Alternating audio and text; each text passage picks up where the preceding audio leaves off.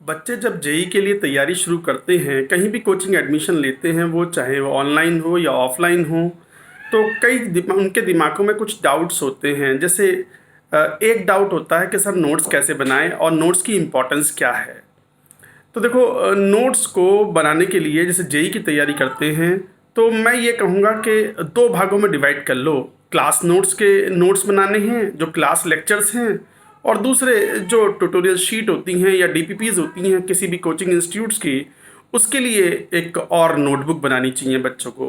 कोई भी एक सब्जेक्ट पकड़ लें, मान लो केमिस्ट्री है, तो जो क्लास नोट्स हैं उनके लिए आप सब कुछ जो भी क्लास में लिखवाया जा रहा है, थ्योरी है, कुछ फॉर्मूला है, उसका डेरिवेशन है, या कुछ इलस्ट्रेशन लिया क्लास में, कोई क्वेश्चन, न्यूमेरिकल क्वेश्चन, तो वो सब आपको उसी कॉपी में लिखना चाहिए। क्लास नोट्स की एक कॉपी बनाएं और एज मच एज पॉसिबल जो टीचर ने बताया है सब कुछ उसमें नोट करें।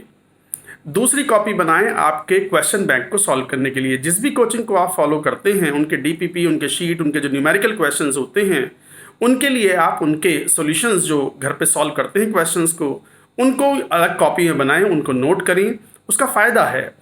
अच्छा, कई बार बच्चे पूछते हैं कि सर कुछ टॉपिक ऐसे होते हैं जैसे इनऑर्गेनिक केमिस्ट्री में या ऑर्गेनिक केमिस्ट्री में, जिसमें बस क्वेश्चन पढ़ो और बस हमें आंसर आता है, लिखने की ज़रूरत नहीं पड़ती। तो ठीक है, उनकी कॉपी में लिखने की ज़रूरत नहीं है, वो सब ठीक है। बट न्यूमेरिकल पोर्शन जो होता है, जहाँ पर क्वेश्चन में आपको अच्छा खासा वर्कआउट करना पड़ता है क्वेश्चन सॉल्व करने के लिए, उनके नोट्स आपको लिखने चाहिए, खासकर जो डिफ़िकल्ट क्वेश्चंस हैं।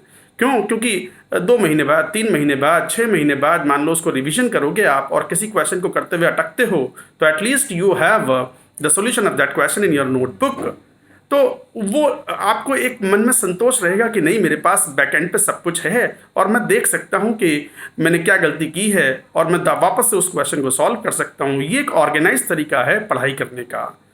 अच्छा, इसमें एक चीज़ और, जब क्लास नोट्स बनाते हैं बच्चे, तो देखो मैं ये नहीं कहता कि बहुत खूबसूरत तरीके से बड़ा सुंदर सुंदर लिख करके अलग अलग कलर इस्तेमाल करके, कि हेडिंग रेड कलर की अंडरलाइन करेंगे तो ब्लैक कलर से करेंगे, और कॉलन लगाएंगे तो हम ग्रीन कलर का। अरे ये सब की ज़रूरत नहीं है। आप चाहे सिंगल कलर ही यूज़ करें, blue colour, black colour commonly use होने वाले कलर हैं पेन में, तो आप बॉल पेन, पेन जो भी इस्तेमाल करते हैं वो करें। बस बहुत ज़्यादा खूबसूरत लिखने की भी ज़रूरत नहीं है, बट इतना तो ऐसे तो लिखें ही कम से कम कि खुद समझ में आ जाए क्या लिखा है मैंने रिवीजन करते समय।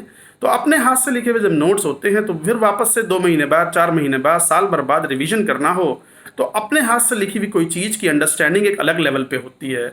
मोरोवर जब आप नोट्स बना रहे हो, आप लिख रहे हो, तो लिखो, पढ़ के रहो ना, कुछ पढ़ रहे हो फिर लिख रहे हो, तो एक इंप्रेशन दिमाग पर बहुत अच्छा बनता है और चीज़ें अच्छी समझ में आती हैं लिख करके।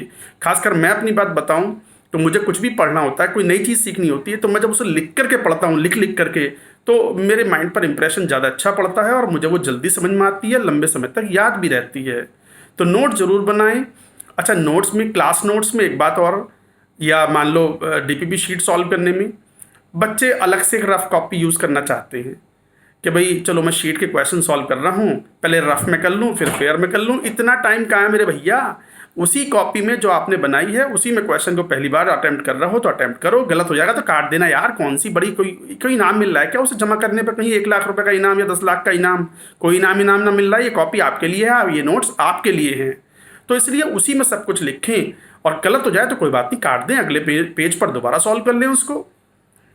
एटलीस्ट 3 महीने बाद, 6 महीने बाद जब रिवीजन करोगे और देखोगे कि भाई ये मैंने क्वेश्चन कैसे किया था, तो गलत करा हुआ क्वेश्चन भी आपको दिख जाएगा, कटा हुआ क्वेश्चन भी आपको दिख जाएगा, और मालूम भी पड़ जाएगा, अरे देखो मैं कितना बेवकूफ़ था, मैंने first time I did this particular mistake while attempting this particular question. तो आपको वो सब चीज़ें भी एकदम रिवाइंड हो जाएंगी पूरी की पूरी। तो बस 2 ही कॉपी बनाएं, क्लास नोट्स के लिए अलग, और जो डीपीपी शीट का क्वेश्चन बैंक है उसे सॉल्व करने के लिए अलग। अच्छे से तैयारी करें, ऑर्गेनाइज तरीके से तैयारी करें।